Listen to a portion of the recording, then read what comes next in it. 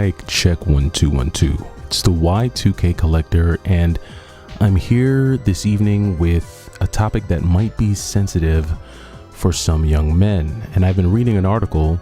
It's from The Hill, and it's titled "Most Young Men Are Single, Most Young Women Are Not." And it says more than 60% of young men are single, nearly twice the rate of unattached young women, signaling a larger breakdown in the social, romantic, and sexual life of the American male. Men in their 20s are more likely than women in their 20s to be romantically uninvolved, sexually dormant, friendless, and lonely. They stand at the vanguard of an epidemic of declining marriage, sexuality, and relationships that afflicts all young America. "We're in a crisis of connection," said Niobe Way, a psychology professor and founder of the Project for the Advancement of Our Common Humanity at New York University. Disconnection from ourselves and disconnection from each other, and it's getting worse. In the worst case scenario, the young American man's social disconnect can have tragic consequences. Young men commit suicide at 4 times the rate of young women. Younger men are largely responsible for the rising rate of mass shootings, a trend some researchers link to their growing social isolation. Societal changes that began in the Eisenhower years have eroded the patriarchy that once ruled the American home, classroom, and workplace. Women now collect nearly 60% of bachelor's degrees. Men still earn more, but among the youngest adults, the income gap has narrowed to $43 a week. Scholars say the new era of gender parity has reshaped relationship dynamics, empowering young women and in many cases removing young men from the equation. Women don't need to be in long-term relationships. They don't need to be married. They'd rather go to brunch with friends and have a horrible date, said Greg Matos, a couple and family psychologist in Los Angeles, who recently penned a viral article titled "What's Behind the Rise of Lonely Single Men?"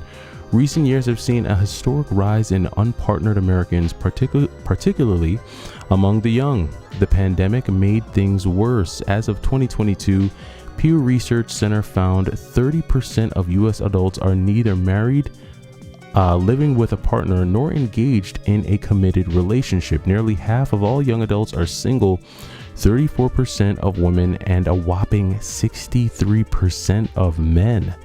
Not surprisingly, the decline of relationships marches astride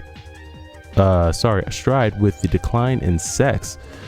The share of sexually active Americans stands at a 30-year low. Around 30% of young men reported in 2019 they had no sex in the past year, compared to about 20% of young women. Only half of single men are actively seeking relationships or even casual dates, according to Pew. That figure is declining.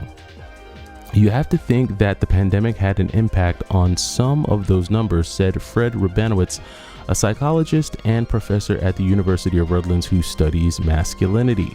Young men are watching a lot of social media. They're watching a lot of porn, and I think they're getting a lot of their needs met without having to go out. And I think that's starting to be a habit.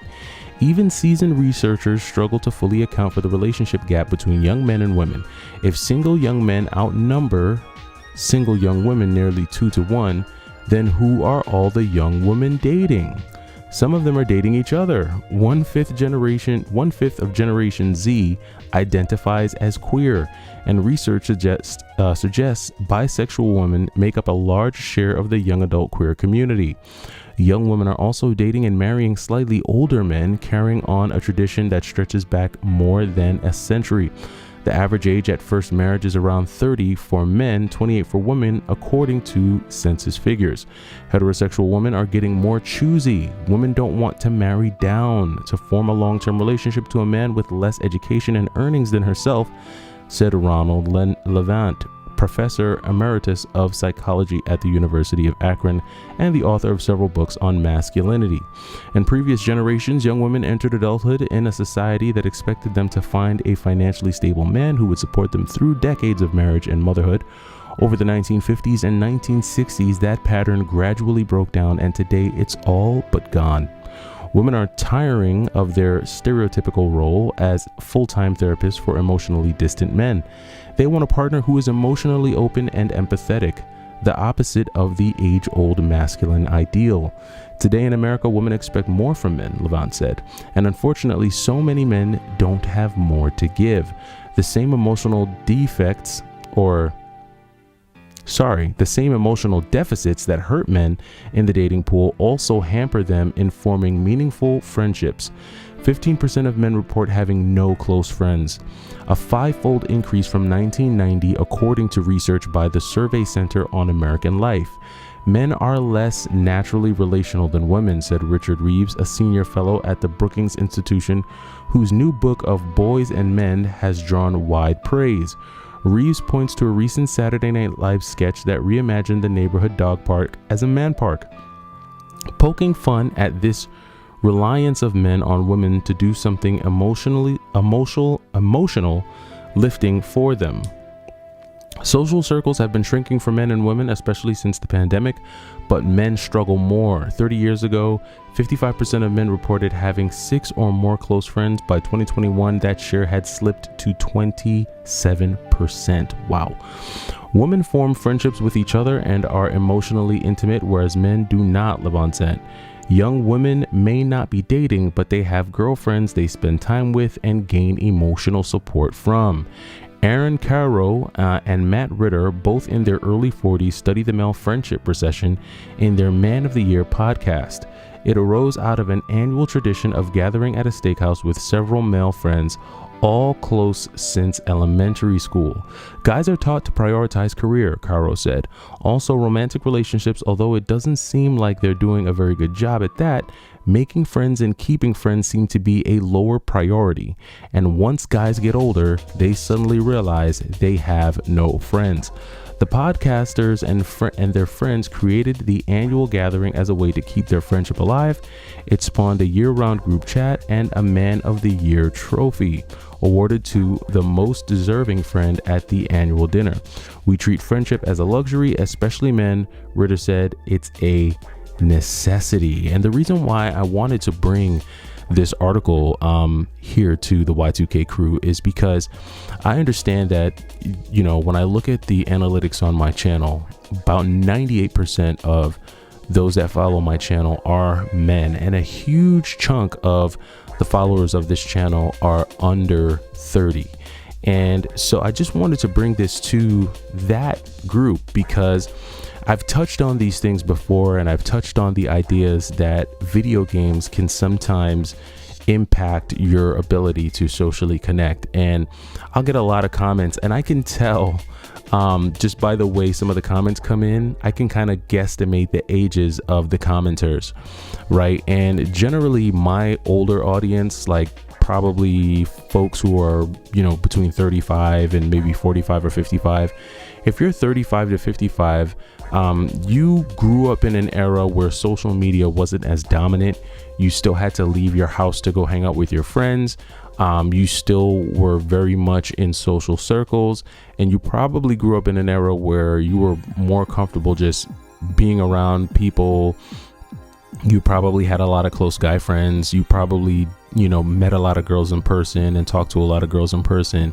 But this generation, like the 30 and under, or even like I would say maybe even the 25 and under, it's a little bit difficult for them. I think because they've grown up in an age of social media. And for a lot of young men, especially young men who, let's say you were 18 around the time of 2020, you didn't get to go to school right away or college right away, right? You had to wait at home or stay at home. Or maybe it was your junior year and you were going into your senior year. You couldn't, go to school your senior year at school and be around everyone because of the social distancing. So all of these things had an impact on, I think, the ability for young men, I think, to build strong connections both with each other as well as build connections with members of the opposite sex or just romantic interest. And I think we kind of fell into the comfort of video games in a lot of ways, because video games are easy. As a young man, if you don't have a strong social circle, if you don't have a girlfriend, if you don't have someone that you can turn to hang out with in person, and you feel socially awkward, you feel isolated, video games are so much easier. It's so much easier to just fall back into the rhythm of, you know what, all right, well, I guess I'm gonna play some Call of Duty, or I guess I'm gonna play some, Fortnite, or I'm gonna, play some whatever it is I'm gonna play. And before you know it, 3, 4, 5 hours goes by and you've been lost in your own world of gaming. Whereas even if you spent half that amount of time just attempting to get out and meet people and socialize and connect with folks, you'd probably be doing yourself a greater justice when it comes to your ability to socially connect. And the data, right? This isn't like the Y2K saying this, like the data is proving that young men are increasingly finding it difficult to mate. There are way more single men than there are single women.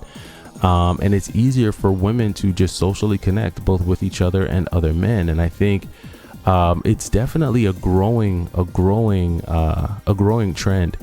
How do we reverse it? Like, how do we stop it? How do we fix what's going on right now?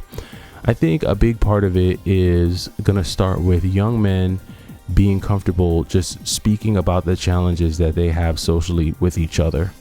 I think sometimes it's so, like, people love negativity. People love to put people down. People love to disrespect and say negative things. And that's why even on YouTube, it's the negative content that gets some of the most views, right? Like, even on the news, like if you turn the news on, 80% of your 5 o'clock news is spent telling you about all the horrible things going on in the world, and maybe they'll give 5 to 10% of good stories. And it's because people want to hear the negative. They don't really want to hear the positive.